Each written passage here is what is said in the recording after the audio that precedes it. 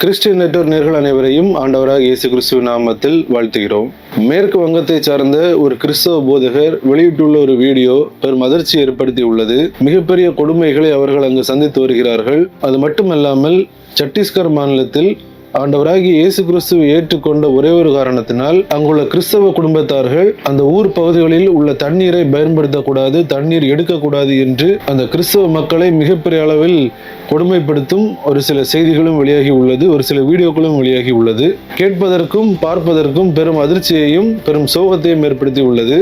என்ன நடந்திருக்கிறது என்பதை இந்த வீடியோவில் நம்ம தெளிவாக பார்க்க இருக்கிறோம். இந்த வீடியோவை ஒரு ஜெப குறிப்பிற்காக உங்கள் நண்பர்களுக்கும் பகிர்ந்து கொள்ளுங்கள். வாங்க வீடியோக்குள்ள போலாம்.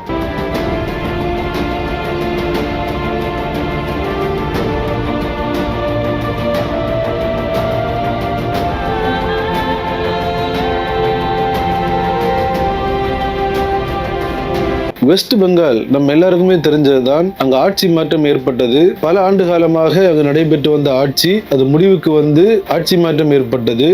இதன் காரணமாக தேர்தல் முடிவுகள் வந்த அந்த தினம் தொடங்கி அங்கு மிகப்பெரிய அளவிலான கலவரங்கள், மிகப்பெரிய அளவிலான மோதல்கள் நடைபெற்றது. அவை எல்லாவற்றையும் நம்ம செய்திகளில் பார்க்க முடிந்தது. அது மட்டுமல்லாமல் காரணமே இல்லாமல் கிறிஸ்தவ தேவாலயங்கள் மீது மதவாத சக்திகள் மிகப்பெரிய அளவிலான தாக்குதல் நடத்துவது, கிறிஸ்தவ தேவாலயங்களை சேதப்படுத்துவது, இப்படிப்பட்ட செய்திகளையும் பார்க்க முடிந்தது. நம்ம சேனல்ல கூட ஒரு காணொலி நம்ம வெளியிட்டிருந்தோம். அங்குள்ள தேவாலயங்கள், அங்குள்ள மக்கள் எந்த அளவிற்கு இந்த ஆட்சி மாற்றம் வந்ததின் மூலமாக பாதிக்கப்படுகிறார்கள் என்று.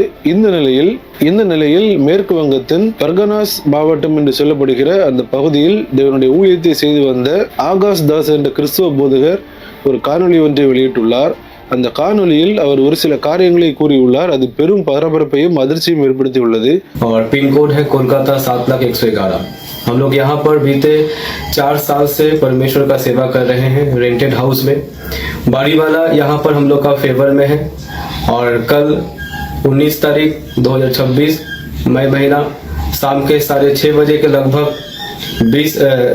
40 से 50 जन RSS, विश्व हिंदू परिषद और बजरंग दल और कुछ पॉलिटिकल पार्टी के लोग हम लोगों को घर से लेकर बाहर निकाल के लेके गया और हम लोग के हाथ से मोबाइल फोन को भी छीन लिया गया और हम लोगों को धमकाया गया कि यहाँ पर आप लोग यीशु मसीह का प्रार्थना नहीं कर सकते, आप लोग यहाँ पर रह नहीं सकते, आप लोग इस जिला में नॉर्थ 24 परगना जो जिला है, इस जिला को आपको छोड़कर कहीं दूर जाकर आपको बसना होगा, आप लोग को यहाँ पर रहने का कोई अधिकार नहीं है।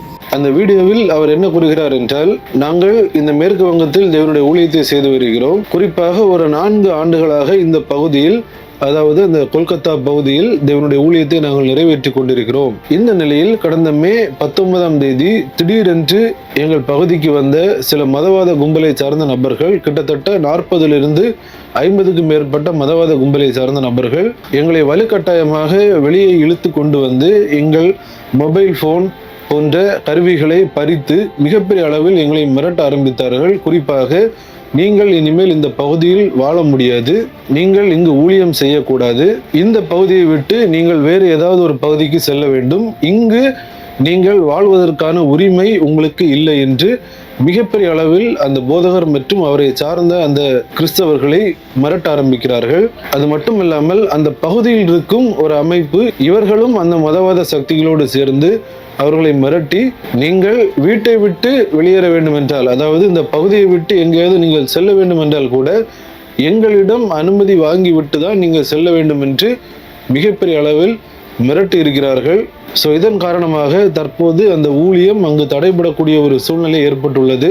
இந்த காரியங்கள் நடைபெற்ற சம்பவங்கள், இந்த காரியங்கள், மிரட்டல்கள், இவை எல்லாவற்றையும் அந்த வீடியோவில் அவர் பதிவு செய்துவிட்டு எங்களுக்காக உதவுங்கள், அது மட்டுமல்லாது எங்களுக்காக ஜெபியுங்கள் என்று அந்த காணொலியை அந்த போதகர் வெளியிட்டுள்ளார். மிகவும் சோகமான ஒரு காரியம். இந்த வீடியோவை பார்க்கிற மக்கள் நாம் கண்டிப்பாக ஆகாஷ் தாஸ் என்ற அந்த போதகர் அவரின் பெயரை நினைவில் வைத்து நம் இந்த விவகாரத்திற்காக ஜெபிக்க வேண்டியது அவசியமாக உள்ளது.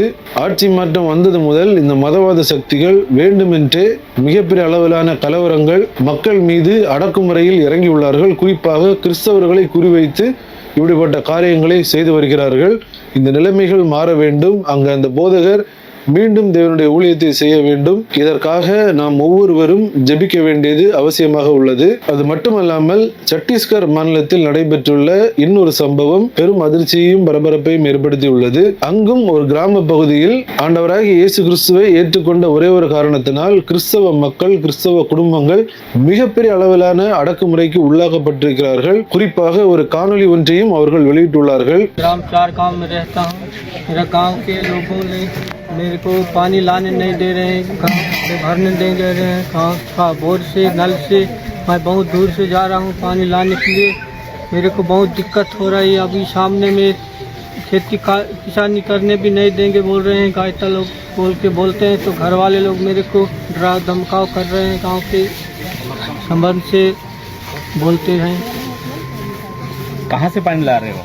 मैं बहुत दूर से ला रहा हूँ पानी। आपके गांव में नदी है? गांव में नदी है, वहाँ बिना नदी सूख गया तो मैं बाहर से ला रहा हूँ। तालाब है आपके गांव? तालाब है सर।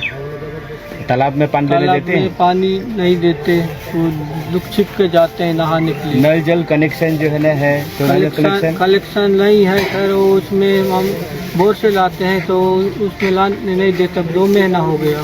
அதில் அவர்கள் என்ன கூறுகிறார்கள் என்றால், நாங்கள் வசிக்கும் இந்த கிராமத்தில் எங்களுக்கு தண்ணீரை தடை செய்துள்ளார்கள். அதாவது கிறிஸ்தவர்களுக்கு அந்த பகுதியில் வாழ்கின்ற மற்ற மக்கள், நீங்கள் இங்கு தண்ணீர் எடுக்கக்கூடாது, இங்குள்ள நீர்நிலைகளை நீங்கள் உபயோகிக்கக்கூடாது, இங்குள்ள குளத்திலிருந்து நீங்கள் தண்ணீர் எடுக்கக்கூடாது, குளத்தில் சென்று குளிக்கக்கூடாது, அப்படி இப்படி என்று பல அடக்குமுறைகளை அந்த கிறிஸ்தவ மக்கள் மீது அவர்கள் திணித்துள்ளார்கள். மேலும் அந்த வீடியோவில் தென்படுகிற அந்த நபர், அவருக்கு பின்பாக இருக்கும் நபர்கள், இவர்கள் எல்லாரும் அங்குள்ள கிராமங்களை சார்ந்தவர்கள். ஒரு 4 கிராமங்கள் அங்கு உள்ளதாக கூறப்படுகிறது. இந்த 4 கிராமங்கள், அதனை சுற்றியுள்ள கிராமங்களில் வாழ்கின்ற கிறிஸ்தவர்கள் இந்த தண்ணீர் பிரச்சனையினால் மிகப்பெரிய அளவில் பாதிக்கப்பட்டுள்ளார்கள். கொஞ்சம் யோசிச்சு பாருங்க, தண்ணீர் என்பது அத்தியாவசிய தேவை. ஒரு வீட்டில் தண்ணீர் இல்லை என்றால் அந்த வீட்டின் நிலைமை என்ன என்று நாம் யோசித்து பார்க்க வேண்டும். தண்ணீர் இல்லாமல் ஒரு மனிதனால், ஒரு குடும்பத்தால் வாழவே முடியாது. அப்படிப்பட்ட அந்த தண்ணீரை தடுத்து இந்த நபர்கள் கிறிஸ்தவர்கள் மீது எந்த அளவிற்கு ஒரு அடக்குமுறையில் ஈடுபட்டுள்ளார்கள் பார்ப்பதற்கே மிகவும் வேதனையான ஒரு காரியம். இந்த காணொலியை பார்க்கிற மக்கள் கண்டிப்பாக சத்தீஸ்கரில் வாழும் கிறிஸ்தவ குடும்பங்கள், இவர்களுக்கான உரிமைகள் கிடைக்கும்படியாக நாம் ஜெபிக்க வேண்டியது அவசியமாக உள்ளது. நம்முடைய தேசத்தில் நாளுக்கு நாள் கிறிஸ்தவர்களுக்கு எதிரான அடக்குமுறைகள் பெருகி கொண்டே வருகிறது. நாம் பல காரியங்களில் பார்த்து கொண்டு வருகிறோம். பல காணொளிகளை நம்மளால் காண்பிக்க முடியும். சமீபத்தில் கூட மணிப்பூரில் ஒரு 3 கிறிஸ்தவ போதர்கள் சுட்டு படுகொலை செய்யப்பட்டார்கள். இப்படிப்பட்ட நிலைமைகள் எல்லாமே நம்முடைய தேசம் எப்படிப்பட்ட ஒரு சூழ்நிலையில் காணப்படுகிறது என்பதை நமக்கு உணர்த்துகிறது. நம்முடைய தேசத்தில் வாழும் கிறிஸ்தவ மக்களுக்காக நாம் தினமும் ஜெபிக்க வேண்டியது அவசியமாக உள்ளது. குறிப்பாக வட மாநிலங்களில் இயேசு கிறிஸ்துவை ஏற்றுக்கொண்ட ஒரே ஒரு காரணத்தினால் கிறிஸ்தவர்கள் மிகப்பெரிய அளவில் துன்பங்களை அனுபவித்துக் கொண்டு வருகிறார்கள். இந்த நிலைமைகள் மாற வேண்டும். கிறிஸ்தவர்களின் பாதுகாப்பிற்காக, ஊழியர்களின் பாதுகாப்பிற்காக, மிஷனரிகளின் பாதுகாப்பிற்காக தினமும் நாம் ஜெபிக்க வேண்டியது அவசியமாக உள்ளது. குறிப்பாக அவர்களின் உரிமைகள் அவர்களுக்கு கிடைக்க வேண்டும். இதற்காக நாம் ஜெபிக்க வேண்டும். ஆரம்பத்திலே நம்ம பார்த்த அந்த செய்தி, அந்த போதகர் மிகப்பெரிய அளவில் மிரட்டப்பட்டிருக்கிறார் அங்குள்ள மதவாத சக்திகளால். இந்த நிலைமைகள் மாறணும், அங்கு மீண்டும் அந்த ஊழியம் நடைபெற வேண்டும். இதற்காக நாம் கண்டிப்பாக ஜெபிக்க வேண்டும். இந்த தகவலை உங்கள் நண்பர்களுக்கும் பகிர்ந்து கொள்ளுங்கள். அவர்களும் பார்த்து ஜெபிப்பதற்கு அது ஏதுவாக இருக்கும். மீண்டும் இன்னொரு வீடியோவில் உங்களை சந்திக்கிறேன். தேவன் தாமே நம் அனைவரையும் ஆசீர்வதிப்பாராக. ஆமென்.